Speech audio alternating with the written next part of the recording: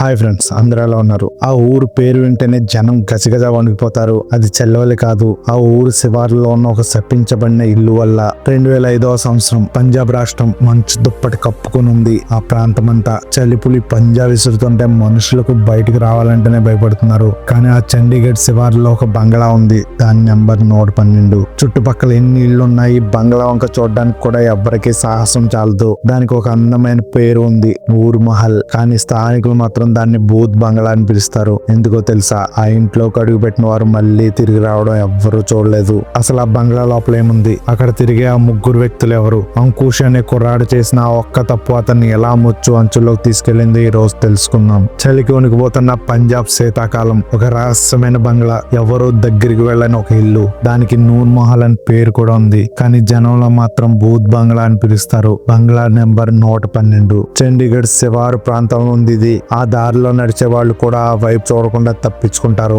ఎందుకంటే ఆ ఇంట్లోకి అడుగు పెట్టిన వాళ్ళు ఎప్పుడూ తిరిగి రాలేదని ఒక పుకారు ఉంది. లోపలేముంది? లోపల ఎవరుంటారు? లేక ఏమీ లేదా? ఈ రహస్యాన్ని తెలుసుకోవాలని ఒక కుర్రాడు నిర్ణయించుకున్నాడు. అతని పేరు అంకుష్. కానీ అతను ఊహించిన విధంగా రాత్రి అతని జీవితాన్ని మార్చేసింది అది. మహారాష్ట్ర నుంచి చండీగఢ్ చదువుకోవడానికి వచ్చిన కుర్రాడు అంకుష్ తెలివైన వాడే, కానీ కొంచెం అహంకారి. దేవుడు లేడు, దెయ్యం లేదు, అంతా భ్రమ అనే రకం. పంజాబీ భాష సరిగ్గా రాకపోయినా తన ధైర్యంతో అందరినీ ఇంప్రెస్ చేయాలనుకునేవాడు. మరాఠీ, హిందీ మాట్లాడతాడు, కానీ స్థానిక పంజాబీ యాసలో మాట్లాడే హిందీ అర్థం కాక ఇబ్బంది పడేవాడు మొదట్లో. అయినా అక్కడ ప్రజల స్నేహశీలతో త్వరగానే సర్దుకుపోయాడు. జిస్సి, హర్ప్రీత్, సలీం, సుమిత్ ఇద్దరు సన్నిహితులయ్యారు. సుమిత్ అయితే అతని సోదరుడు వరుస కూడా. అంకుష్ లో ఒక లోపం ఉంది, అదే అహంకారం. తనకు అన్ని తెలుసని, ప్రతి సవాళ్ళను ఎదుర్కొంటానని అనుకుంటాడు. అదే అతని పతనానికి కారణమైంది. ఒక రోజు కాలేజీ పరీక్ష ముగించుకుని వస్తుండగా పొరపాటున బంగ్లా నెంబర్ 112 దారిలోకి వెళ్ళాడు. సంధ్య సమయం, చీకట్లు ముసురుకుంటున్నాయి. ఆ బంగ్లా గేటు దగ్గర ముగ్గురు వ్యక్తులు ఏదో సీరియస్ గా మాట్లాడుకుంటున్నారు. కుతూహలంతో అంకుష్ దగ్గరికి వెళ్లి అడిగాడు. ఆ ముగ్గురు చెప్పిన సమాధానం విని అంకుష్ గుండె ఒక్క క్షణం ఆగిపోయింది.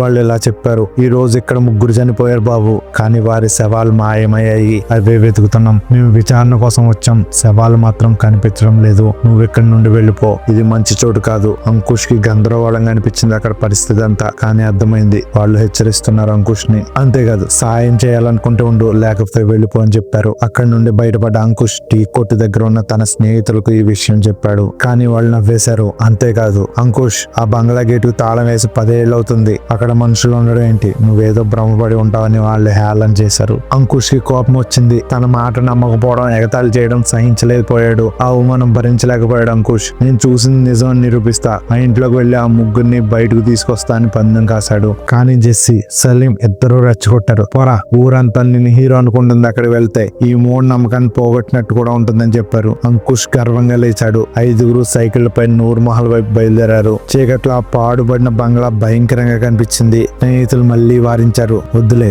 ఏమైనా జరిగితే ఇక్కడ బాగోదు, వెళ్ళిపోదామని చెప్పారు. కానీ అంకుష్ వినలేదు. ఇనుప గేటు తెరిచి తలుపులు నెట్టి లోపలికి అడుగు పెట్టాడు. లోపలంతా చీకటి, దుమ్ము ధూళి, పాడుబడిన వాసన. ఆశ్చర్యంగా మళ్ళీ ఆ ముగ్గురు వ్యక్తులు లోపల కనిపించారు. ఎందుకు వచ్చావు? వెళ్ళిపోమన్నాం కదా అని గర్జించారు. అంకుష్ తన పంతం కోసం వారితో మాటలు కలిపాడు. నా స్నేహితులు బయట ఉన్నారు, ఇక్కడ అంతా సాధారణమేనని చెప్పాలి. వాళ్ళు నవ్వారు. సాధారణమా? ముగ్గురు చనిపోయారు, ఇక్కడ శవాలు వెతుకుతున్నాం, కనిపించడం లేదు. అంకుష్ వెనక్కి వెళ్ళిపోతుంటే వాళ్ళు ఆపారు. ఎలాగ వచ్చావు? మాకు సాయం చెయ్యి. ఏం సాయం అని అడిగాను అంకుష్. వాళ్ళు చెప్పలేదు. అంకుష్ ఒక గదిలోకి వెళ్ళాడు. అక్కడ ఒక మూల తవ్విన గొయ్యి ఉంది. అందులో నుంచి ఒక మనిషి చెయ్యి బయటికి కనిపిస్తుంది. అన్నా, ఇక్కడ శవం ఉంది, రండి అని పిలిచాడు అంకుష్. గర్వంగా పక్కనే ఉన్న పార పట్టుకుని మట్టిని తవ్వడం మొదలు పెట్టాడు. కానీ మట్టిని తొలగించి ఆ శవాల ముఖాలను చూసిన అంకుష్ ప్రాణాలు గాల్లోనే కలిశాయి. కానీ ఆ ముఖాలు లోపల మాట్లాడుతున్న ముగ్గురివే.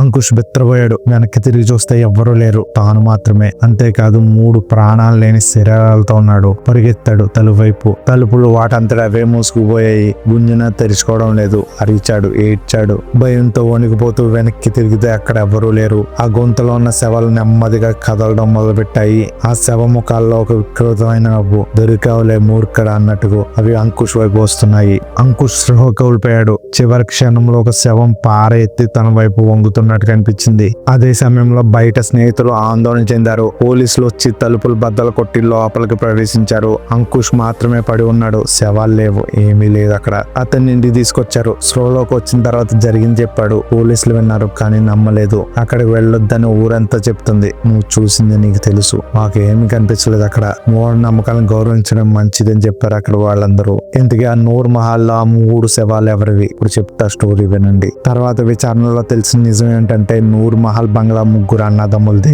తల్లి చనిపోయాక ఆస్తుల కోసం గొడవ పడ్డారు. వాళ్ళ చిన్నాన్న కొడుకు లోపల గడియ వేసి పెట్రోల్ పోసి నిప్పంటిచ్చాడు ఆ బంగ్లాని. ఆ 3 సజీవంగా దహనమయ్యారు. ఆనాటి నుంచి వాళ్ళ ఆత్మలు అక్కడే ఉన్నాయని ప్రజలు నమ్ముతూ ఉంటారు. ఆ తర్వాత నుంచి ఎవరు అక్కడ ఉండలేకపోయారు. అనుమానాస్పద మరణాలు పెరగడం మొదలయ్యాయి. అంకుష్ తర్వాత ఎప్పుడు అటు వెళ్ళలేదు. 2010లో ప్రభుత్వం ఆ పాడుపడిన బంగ్లాలను కూల్చేసింది. ఇప్పుడు అక్కడ ప్రభుత్వ క్వార్టర్స్ ఉన్నాయి. కానీ ఇప్పటికీ ఆ ప్రాంతం గుండా వెళ్లేవారు చీకటి పడితే ఏదో తెలియని భయానికి లోనవుతూనే ఉంటారు. కొన్ని నమ్మకాలు వాస్తవాల కంటే బలమైనవి, కొన్ని రహస్యాలు ఎప్పటికీ తెలియనివి. మిత్రులారా, కొన్నిసార్లు మనం నమ్మని విషయాలే అత్యంత భయంకరమైన నిజాలవుతాయి. నూర్ మహల్ కథ మనకు నేర్పింది ఒకటే, అతి తెలివితో అపాయాన్ని కొని తెచ్చుకోకూడదు. ఈ వీడియో మీకు నచ్చింది అనుకుంటున్నాము. పైన ఉన్న కంటెంట్ మీరు నమ్ముతారా? నమ్ముతూ ఉంటే, ధైర్యం ఉంటే ఒకసారి అక్కడికి వెళ్ళి చూస్తారా? కింద కామెంట్ చేయండి. మా వీడియోని లైక్ చేసి, షేర్ చేసి, సబ్స్క్రైబ్ చేసుకోండి.